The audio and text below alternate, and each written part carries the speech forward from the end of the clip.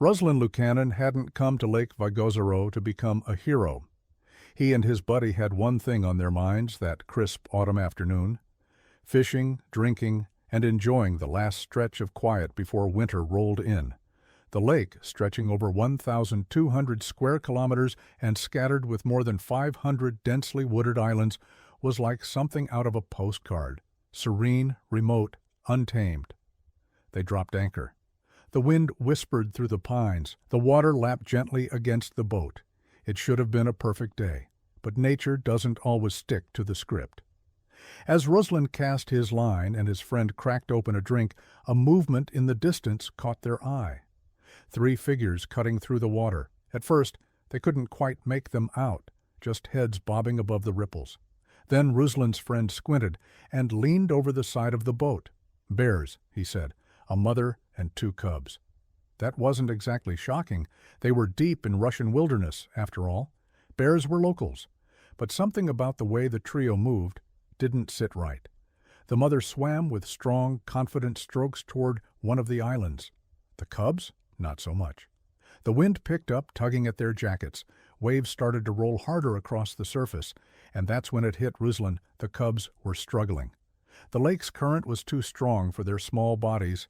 They weren't just falling behind. They were flailing, drowning. And the mother? She never looked back. "She's leaving them," Ruslan said aloud, disbelief coating his words. They watched as the gap widened. The mother reached the shore, climbed onto the island, and disappeared into the trees. Her instinct for survival had overridden everything else, even motherhood. It was brutal, but it was nature. Still, Ruslan couldn't just sit there and watch the cubs die. There was a catch, though, a big one. Wherever that mother had gone, she could come back, and if she saw humans messing with her babies, that could turn deadly, fast. Ruslan hesitated, but the cubs were starting to go under. "We wait any longer," his friend said. "They're gone." Decision made. They started the engine, steering slowly toward the cubs. What happened next shocked them. The cubs didn't panic. They didn't flee. They swam toward the boat, as if they knew, somehow, that this floating thing full of weird-smelling creatures was their only shot at survival. The first cub reached them, paws slapping uselessly at the hull. He tried to pull himself up, but the wet metal was slick, and his strength was gone. Then, impossibly, the bear clamped his teeth around the edge of the boat, hanging on with nothing but willpower. Ruslan dropped to his knees, eyes locking with the cubs. The animal's expression wasn't wild or angry. It was terrified and exhausted. "We have to help him," Ruslan whispered. Their only tool? A fishing net.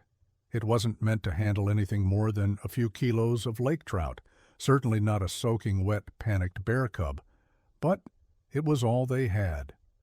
They slid the net carefully under the cub's body. He grunted and shifted, but didn't resist. Ruslan spoke to him in low tones, trying to keep him calm. "We've got you, little guy. You're gonna be okay." The bear looked up, his dark eyes filled with something that felt eerily close to understanding.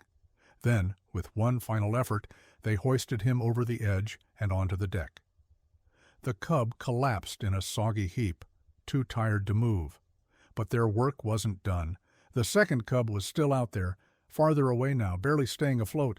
Without hesitation, they turned the boat and headed his way. The process repeated. Slow approach, cautious lift, whispered encouragement.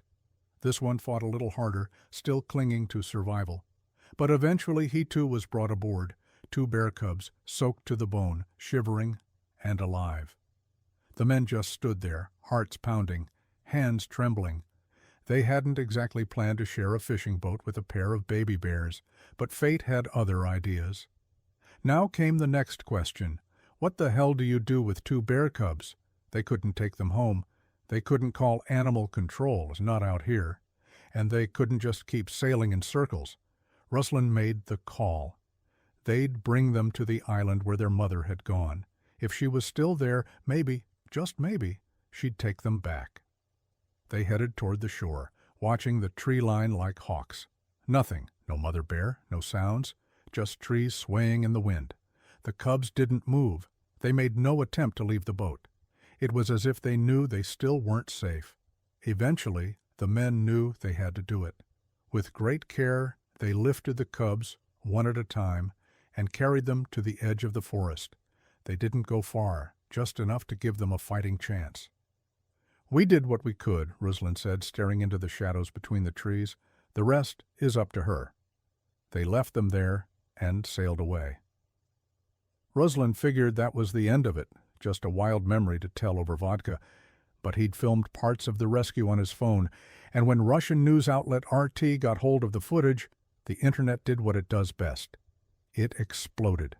Within weeks, the video racked up nearly 200,000 views on YouTube. Comments flooded in from all over the world. Some people cheered the bravery, others questioned the decision to approach wild animals. But most just felt something human in it. When asked why he did it, Ruslan's answer was simple. It was dangerous, sure. But they're living creatures. We couldn't just look the other way. Maybe the mother came back, maybe she didn't. Nature can be cold like that. But in that moment, on that lake, two men saw life slipping away. And they did something about it. That's not just survival instinct. That's compassion. And here's the real question. If you'd been on that boat, would you have done the same?